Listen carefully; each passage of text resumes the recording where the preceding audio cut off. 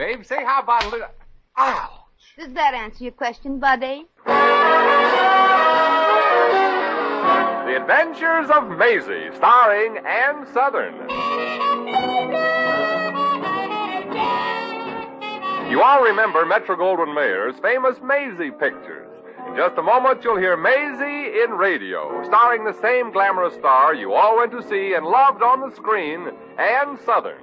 But first, your announcer.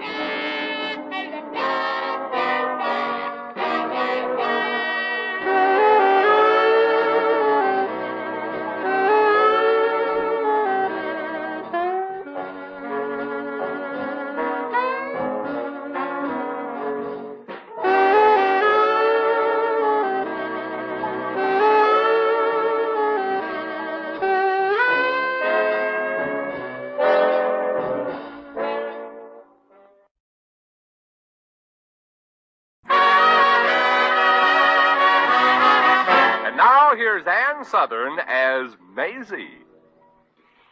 Yep, I'm Maisie, like the fellow just said. Maisie Revere. A long time ago, I entered an amateur contest because I wanted to go into show business. I remember I did an acrobatic act where I kicked the back of my head. I guess I kicked it a little too hard because ever since that I've been in show business. Anyway, this morning my agent called me from the phone booth, which is his office.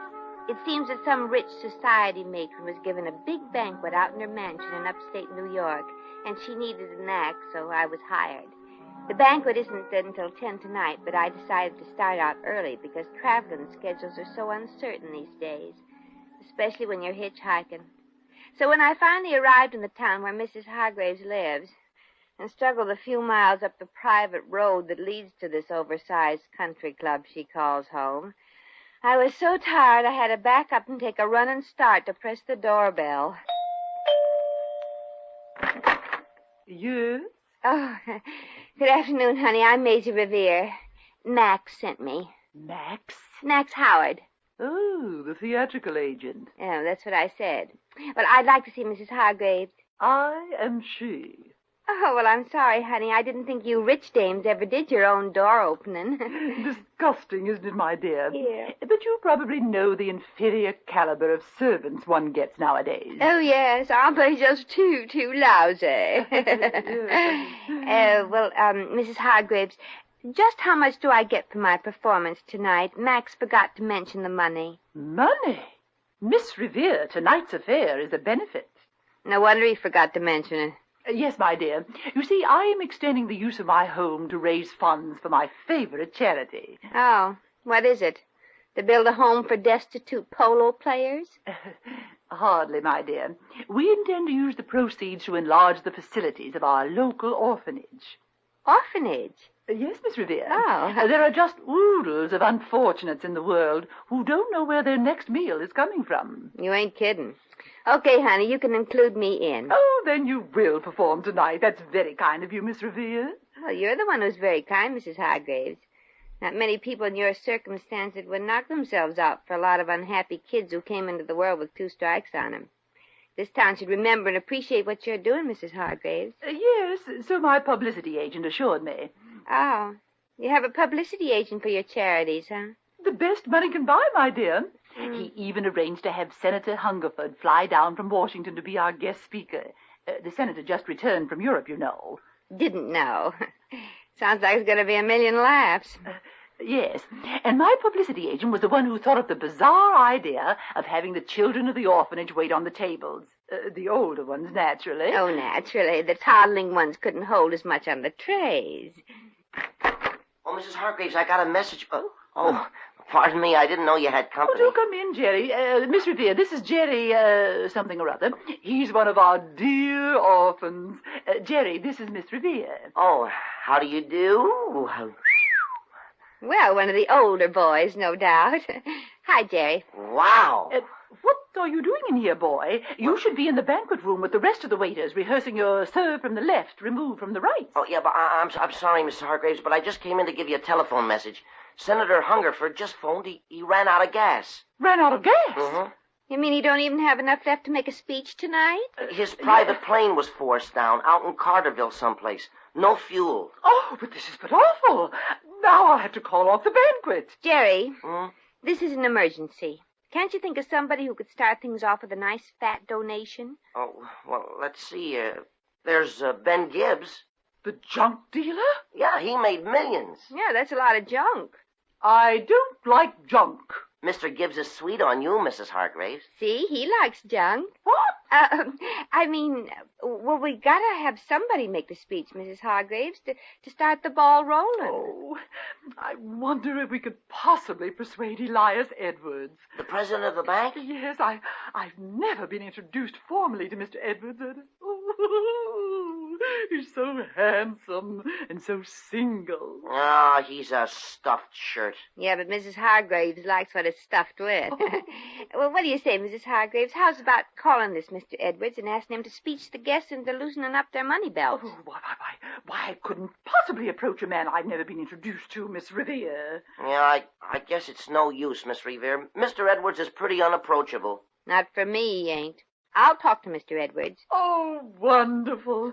Miss Revere, you can appreciate my position. After all, a woman like myself does have her dignity. Well, a woman like me don't. My dignity was removed years ago with my tonsils.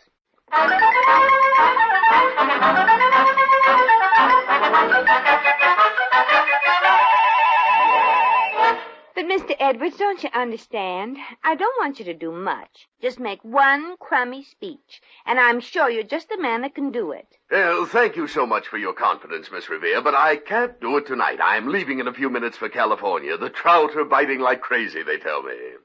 With the kind of heart you've got, you'd probably bite back. Mr. Edwards, since when are fish more important than people?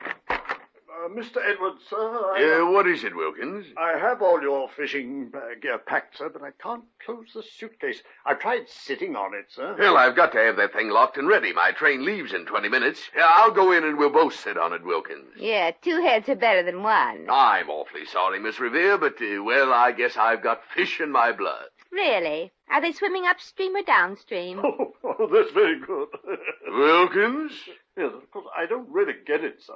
Mr. Edwards, what's the biggest fish you ever caught? Oh, about 25 pounds. Well, how would you like to land one that weighs in the neighborhood of 160? Would I? Gosh, that'd look wonderful mounted on the wall over my mantelpiece. That I gotta say. Of course, I don't have the equipment to land anything like that. Well, Mrs. Hargraves thinks you have.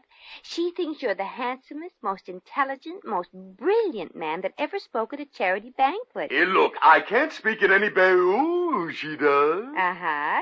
She's the most attractive widow in town. Yeah, I hear that she's worth millions. That's interesting. I'll have to meet this Mrs. Hargraves. Well, swell. Right after I get back from my fishing trip. All right for you, Mr. Edwards. I'll get Ben Gibbs to be the guest speaker. Old Junkman Gibbs make a speech? Why, that ignoramus can't even write his name. Maybe not, but he can make other people write their names on checks, I hope. Goodbye, Mr. Edwards, and I hope you get knots in your lines. How can a person get so angry over nothing? Mrs. Hargraves, eh? Wilkins? You called, sir? Yes, Wilkins, have you ever seen a woman called Mrs. Hargraves? She's new to our community, I believe. Oh, yes, sir. She's the frightfully wealthy widowed lady who resides in that huge estate on Spruce Street. You mean the one with the huge veranda? Yes, sir. That's Mrs. Hargraves. She's quite charming, however, I've been told. She's unmarried, of course? Oh, yes, sir. 3 times, I believe. And gossip has it that each one of her husbands left her, if you'll pardon the expression, sir, loaded. Yes, quite charming. Too bad the lady has to depend on Ben Gibbs as guest speaker at her big charity dinner. Yes, sir. Shall I unpack, sir? Yes, I'm going to make that speech tonight. Ben Gibbs has enough money already. Well, I'd better get out my copy of Ogilvy. Ogilvy, sir? Ogilvy's 50 speeches for any 50 occasions. There must be one in there that'll impress Mrs. Hargraves. Soften up the guest again. Get me the book, Wilkins. It's in the library. The secret panel on the 3rd shelf. Oh, yes, sir. I remember, sir. Where you hide your comic books, sir.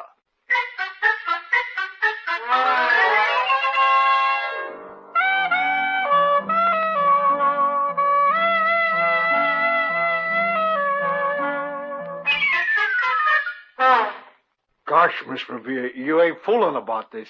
You want I should be guest speaker at Melissa's clam bake? That's right, Mr. Gibbs. Yeah, Mrs. Hargraves wanted an intelligent, cultured, and educated man to make the speech. Yeah, but we settled for you.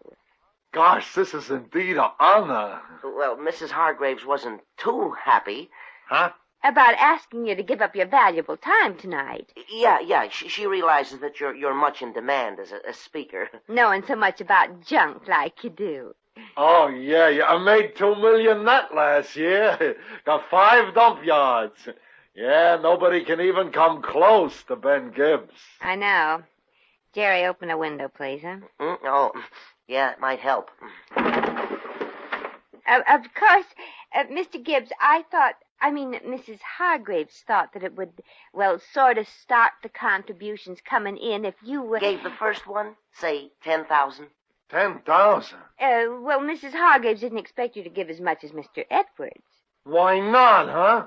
I can buy and sell that show off any day. I'll give 20,000. 20? You think that'll make Mrs. Hargraves see what kind of guy I am? She's real class, you know, real class. Yeah, and so appreciative, too, when it comes to contributions for the orphans. Jerry, do you remember what Mrs. Hargraves did when Mr. Edwards gave his check in advance for, 25,000? 25,000? No, Miss Revere, I don't remember. But I do. She kissed him. She did? Mm-hmm. Oh, I mean, she did. Yeah. Gosh, for a kiss, I'd have give 50,000. That's what I hoped. Now, you're going to get your chance tonight, Mr. Gibbs. You give that kind of dough, and you're going to get a kiss. Even if I have to do it myself. Yeah, now, you got any speech to start the other contributions, Mr. Gibbs? Yeah. Well, no, let's see. I'll say, ladies and gentlemen. That's always a good beginning. What'll you say after that? After that, I'm stuck. I was a little afraid of that. Oh, say, I got a book of great speeches. It was given to me when I won the public speaking contest at the orphanage. It's called Ogilvy's 50 Speeches for 50 Occasions. Oh, that's great, Jerry. We'll pick one out for Mr. Gibbs to memorize and use tonight.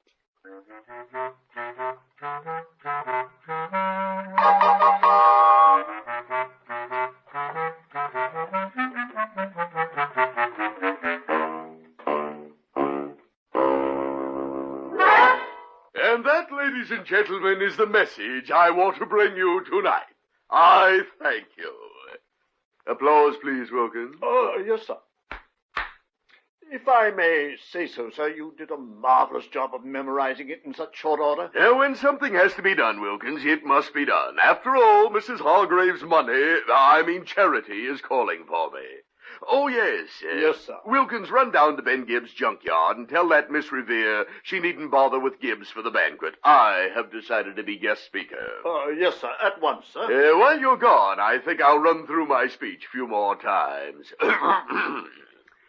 Ladies and gentlemen, from the Straits of Singapore to the snow-capped mountains of Alaska, from the desert sands of Arabia to the green glens of Scotland, from the...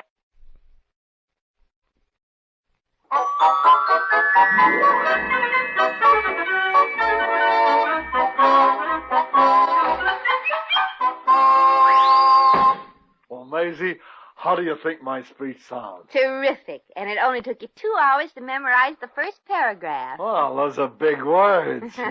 Gosh, you think Melissa and them hoity-toity guests will suspect I got this here speech from out of a book from out of, huh? Oh, not a chance, Mr. Gibbs. No. Now take your speech again, Mr. Gibbs, from the beginning. Okay, now here I go.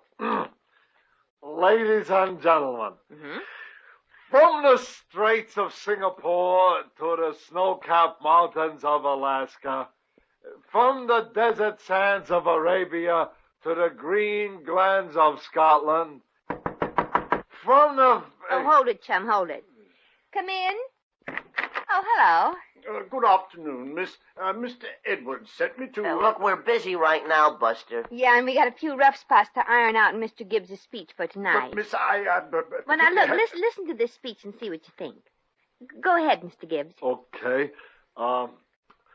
Ladies and gentlemen, from the Straits of Singapore to the snow-capped mountains of Alaska, From the desert sands of Arabia to the green glens of Scotland. Thanks. To the green glens of Scotland. Hey, how'd you guess? You've been getting a preview at the keyhole? Hardly, miss, but that is exactly the speech Mr. Edwards intends to give at the banquet tonight. Mr. Edwards? But he's going fishing. That's what we got stuck with. Prevailed on Mr. Gibbs here to make the speech. Yeah, everybody in this here town thinks I ain't got no brains, and tonight I'm going to show 'em. The reason I'm here, miss, is to inform you that Mr. Edwards has changed his plans. He telephoned Mrs. Hargreaves just an hour ago and agreed to make the speech tonight. He's going to be the first speaker. The first speech? He's going to give my speech before I do? Maisie, if he does, I ain't going to give no $50,000. Uh-oh. Maisie, what are we going to do? I don't know, Jerry. But it looks like those people are going to get awful sick of those snow-capped mountains of Alaska.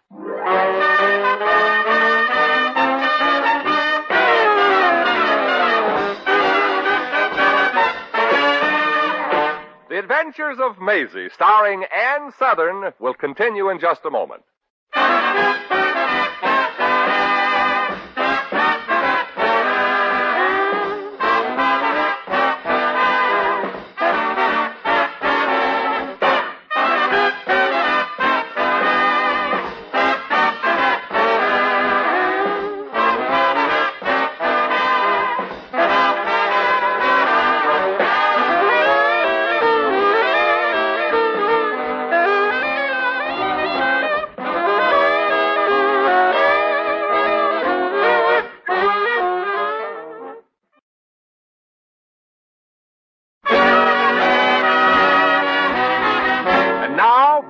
To Maisie. But, Mr. Edwards, Jerry and me are here only because we realize you shouldn't stay around just for a measly little banquet. Measly, Miss Revere? This is for charity, and charity begins at home. But we'll get along, Mr. Edwards. Ben Gibbs can make the speech. In my place? Ridiculous. Yeah, ain't it? I don't want to appear egotistical, Miss Revere, but if Ben Gibbs gives a speech, it just won't be the same thing.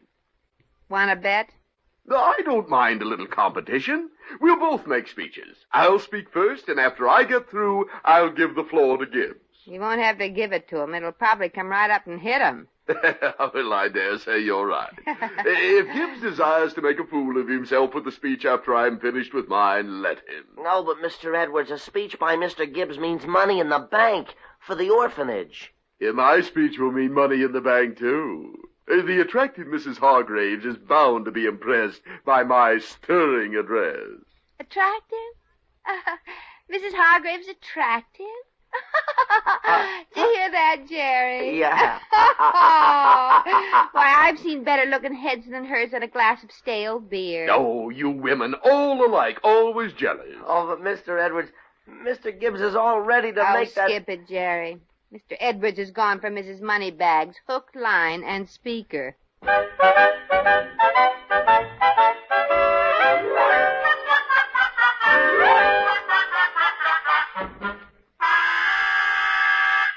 So that's how it is, Mr. Gibbs. We tried our best, but Mr. Edwards insists on making that speech. Well, I guess that washes me up. But, Ben, can't you forget yourself and try to realize that this is for orphans? And maybe with Mr. Edwards making the speech, they could take in maybe another $50,000. So what? If it's just a case of money, I'll be willing to double my donation. Give $100,000? Only on the condition that I make that opening speech. Well, you just made yourself a deal, Mr. Gibbs. Jerry and the kids are going to be waiting on tables tonight. I got a plan. Of course, it might make Mr. Edwards see red. I'll raise my donation to $150,000. Put on your rose-colored glasses, Mr. Edwards. You're seeing red tonight.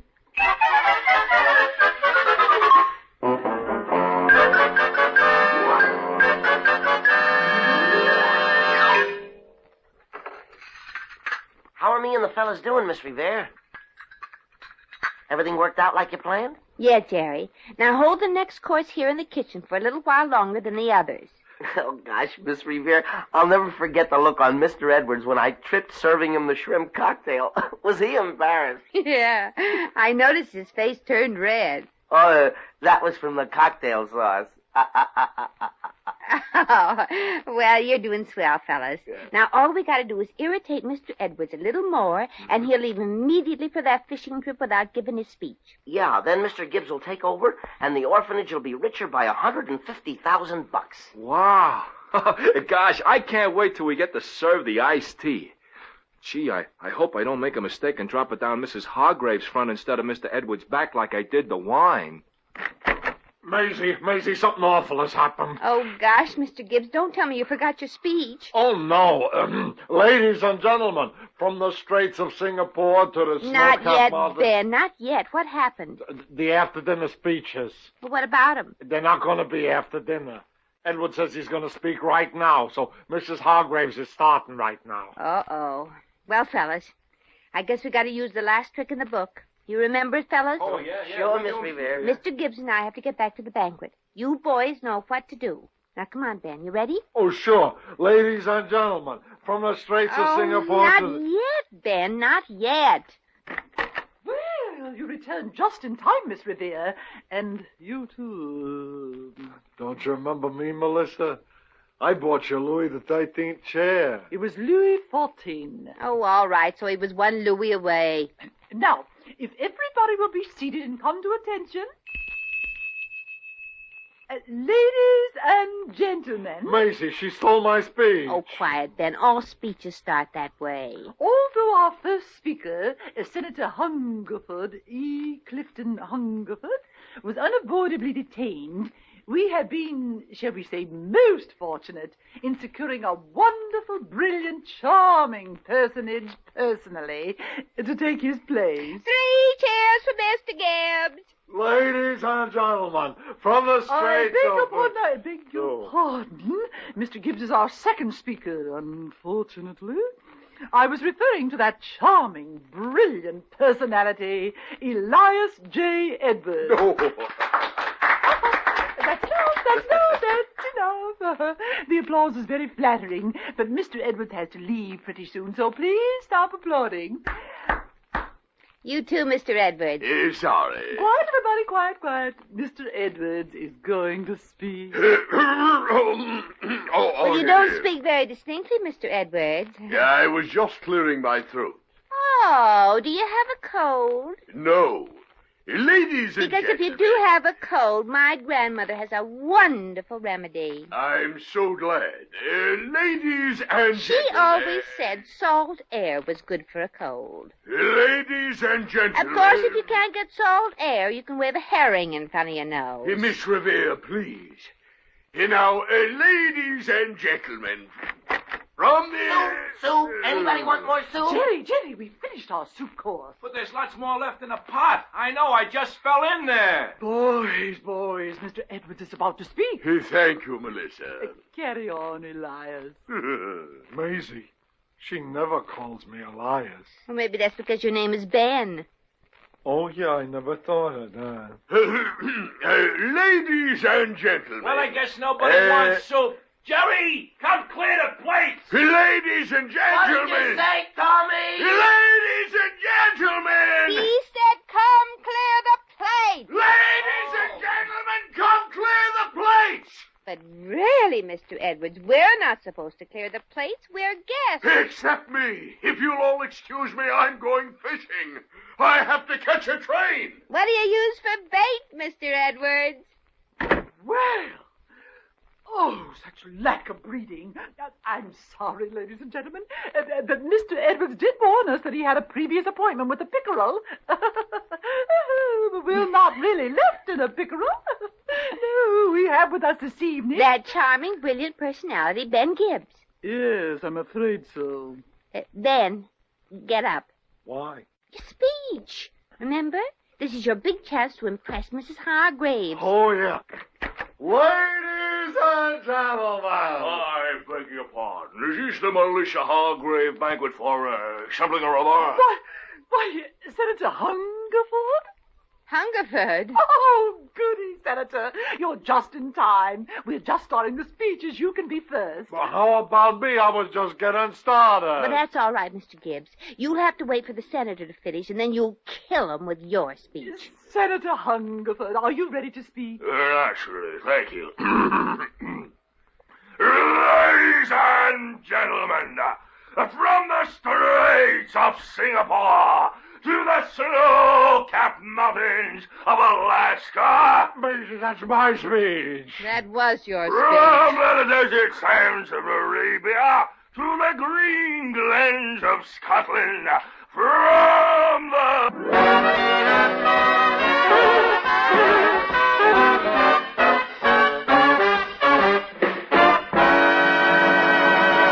In just a moment, we shall return to the Adventures of Maisie.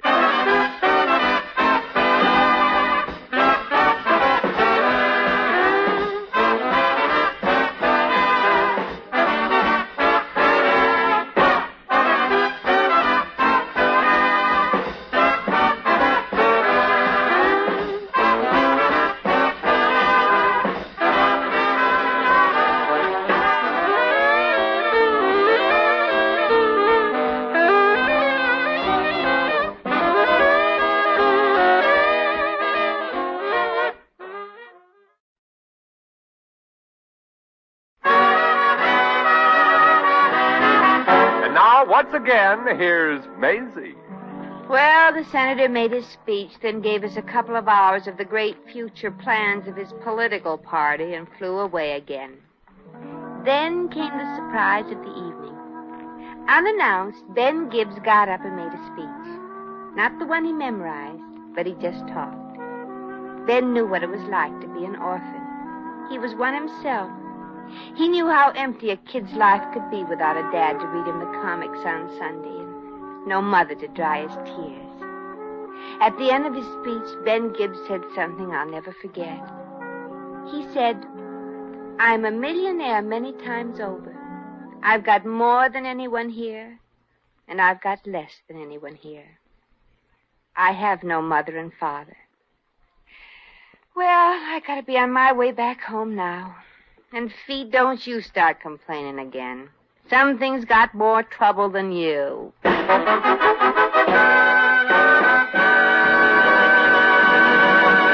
You have just heard The Adventures of Maisie, starring Ann Sothern.